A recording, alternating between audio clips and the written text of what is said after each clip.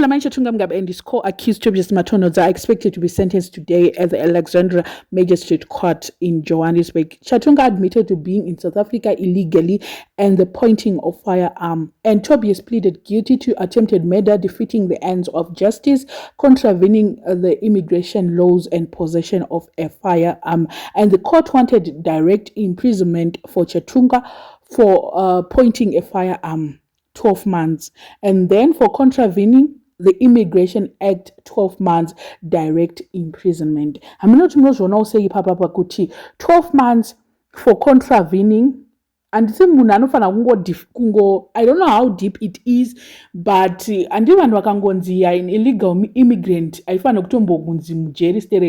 you just get deported. Even may not why 12 months direct imprisonment, which to me I think it's not reasonable at all. And then nyaye kuti pointing a firearm here. Problem yakaitika ndiye okay, they accepted kuti it was a toy gun, but according to South African laws, even if it's a toy gun, they will take that as a firearm. So ndopane nyaya yacho ipapo hapa. So at this moment we are just waiting kuti nasi vanonzi chi. Then for Tobias Aka pleaded guilty to attempted murder, and they want 5 years direct imprisonment for that, which is not bad. 5 years, it's not bad.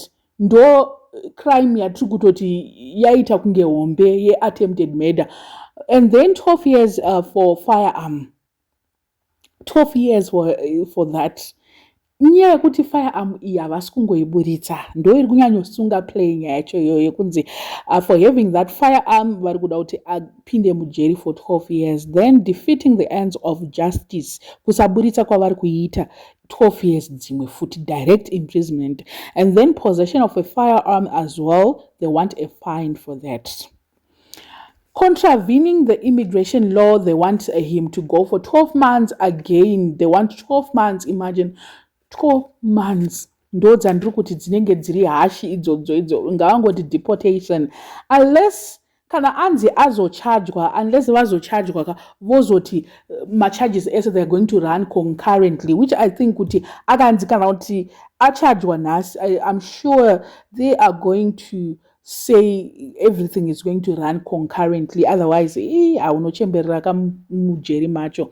And the court also wanted to take everything into consideration before sentencing. Ndosaka muswe Friday vakati vanozodzoka nhasi Wednesday vari kuda kunyatsotora kuti alright chakati, but vanhu ava vari kuti vakabhadhira 400,000 and sipo mathangu uyu aka withdraw case akapiwa compensation 400,000. So they are trying kuda kunyatsoita figure out kuti zvavakataura nezviri kudawo defense, kuti defense iri kuda kuti nyaya iyi inzi like havasi kuda kuti vaite direct imprisonment, which is like the non-custodial descendants ndo yavari kuda. So at this moment vari kuda kunyatsoweya kuti is it possible or tinongoramba takastika takaomesa musoro nemayes atiri kudayo. So vakomana vatori panguva yakaoma, they need prayer chaiyo because amai mwana ukanzi 12 months ikaita concurrently, unoziva kuti it's gore rako unenge uri anenge achiziva kuti gore iye Chatunga anenge akuita sei anenge akudipotwa, but it's not easy.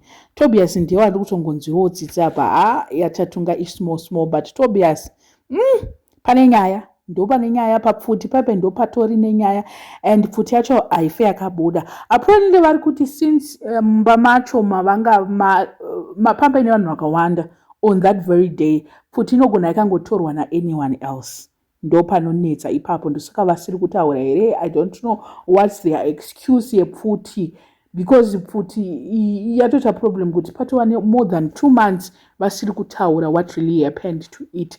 So regai tione nhasi kuti zvinenge zvakamira sei. I'll give you more updates as we have new information. I'll always come here totaura tonyatsotaura kuti muri kuzvionawo sei nyaya dzacho idzodzo.